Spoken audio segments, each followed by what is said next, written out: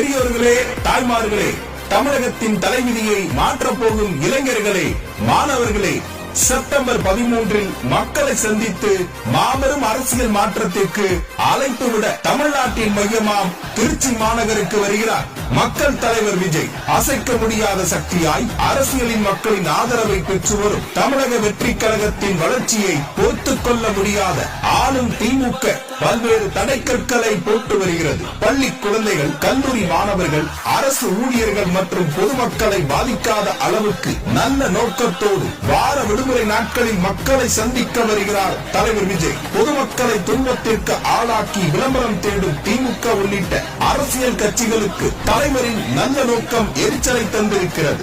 அத்தனையும் தகர்த்தெறிந்து தலைவர் விஜய் ஏற்படுத்த போகும் ஆட்சி மாற்றத்திற்கு ஆதரவு தர தமிழ்நாட்டு மக்களை அன்புடன் அழைக்கிறது தாவேக.